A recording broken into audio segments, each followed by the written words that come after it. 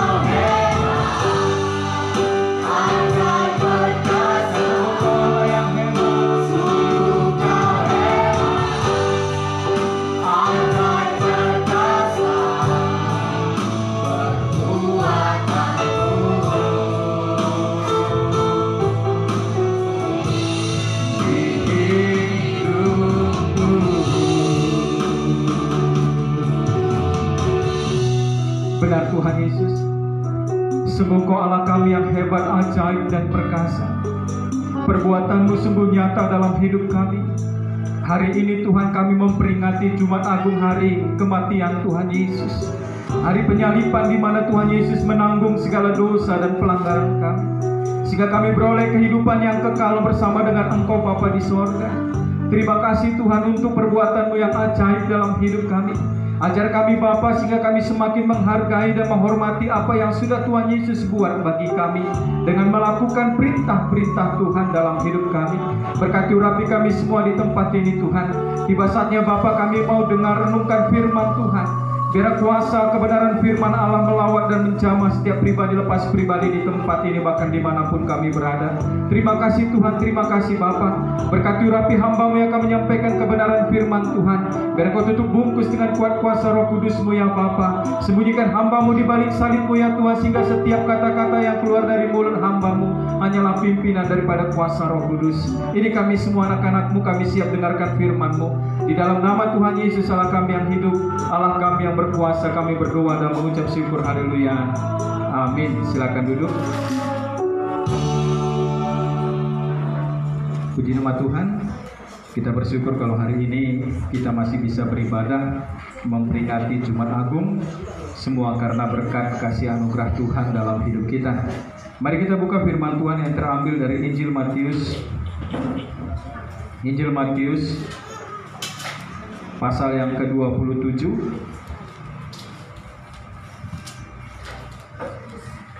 ayat 45 sampai ayat yang ke-56.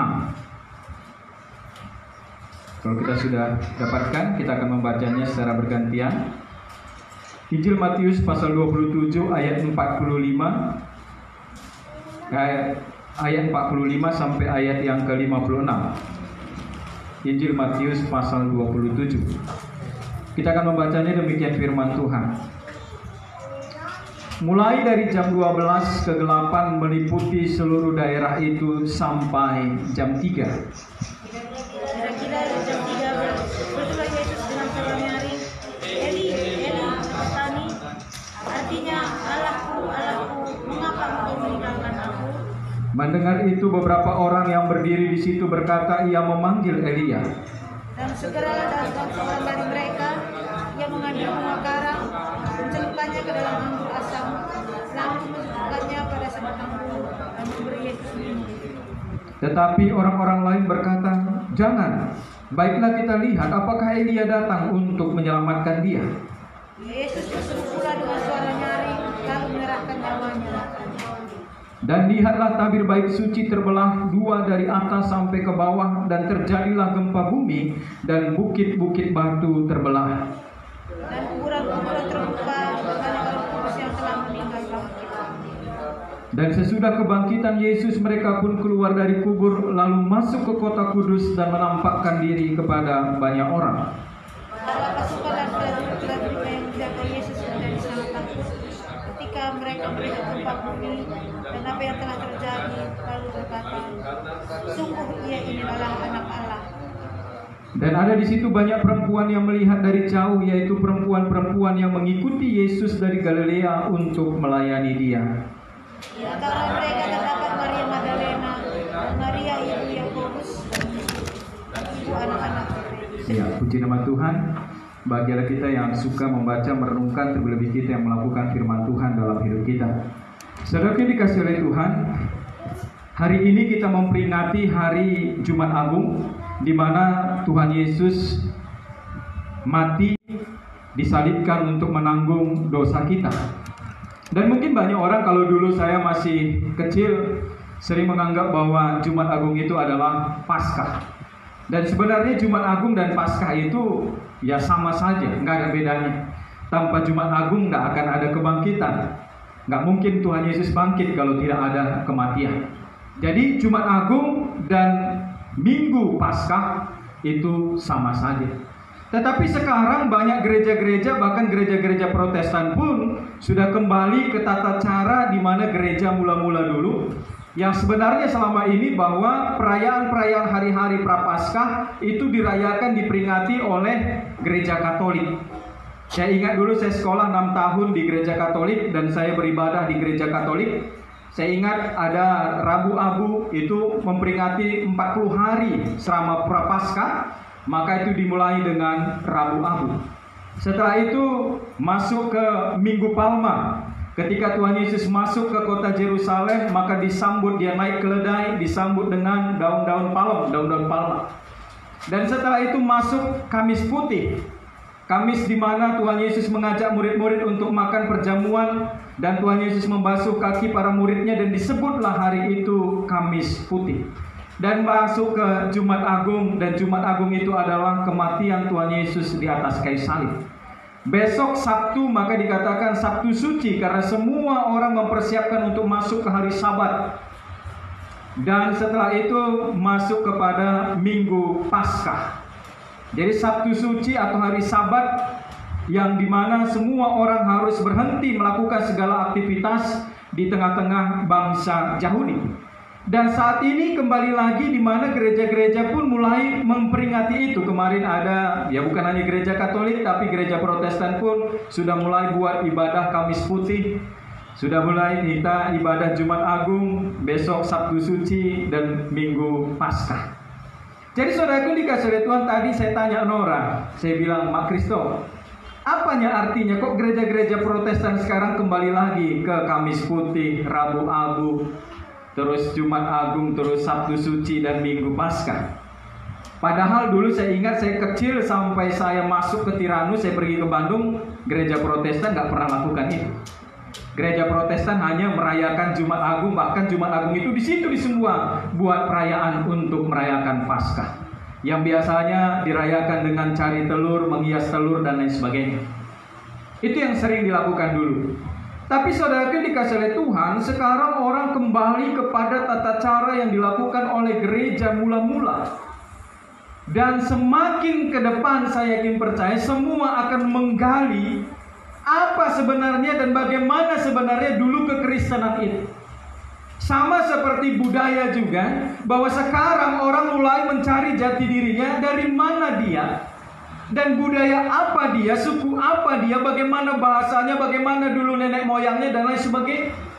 Karena sekarang manusia mengalami krisis identitas. Karena sekarang manusia mengalami krisis diri sendiri. Banyak orang nggak tahu lagi dia dari mana asalnya, ya pokoknya hiduplah.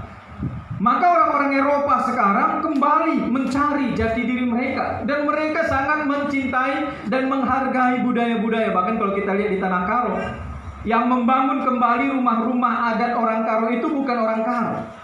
Itu dari orang Jerman, dari Belanda, sang hidup. Dan ketika itu dia jelas mengatakan bahwa umat Kristen itu meyakini bahwa Jumat Agung dan Paskah itu adalah menyambut kehidupan, yang mati menjadi hidup, yang tidak baik menjadi baik. Jadi bagaimana kita menjadi orang yang tadinya tidak punya apa-apa, kembali menjadi orang yang hidup diberkati. Yang tadinya kita adalah mati karena dosa, dan akhirnya hidup bersama dengan Kristus seperti kesaksian Bapa, menjadi sasaran untuk ditindas dan untuk dianiaya. Yang salah di tengah-tengah dunia yang berdosa ini, itu bukanlah sesuatu hal yang sesuatu yang biasa saja. Tetapi kalau yang benar, itu seringkali ketika sesuatu yang benar disampaikan kepada kita, itu seringkali menyakiti hati. Jadi makna Jumat Agung atau Prapaskah atau Paskah, setiap orang yang percaya itu akan hidup yang baru. Dan tidak ada manusia yang sanggup untuk menggantikan apa yang dilakukan oleh Tuhan Yesus. Tadi kita baca dalam Yesaya pasal 52 dan 53. Dikatakan di sana bahwa rupanya itu tidak lagi seperti manusia. Tidak ada siapa yang mengasuh, siapapun tidak akan sanggup untuk menderita seperti apa yang dialami oleh Tuhan Yesus.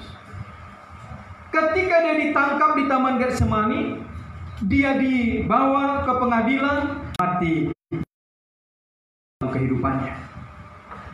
Jadi saudara dikasih oleh Tuhan, makna Paskah di tahun 2021 di tengah-tengah pandemik ini mau mengingatkan kepada kita bahwa segala sesuatu yang mati akan hidup.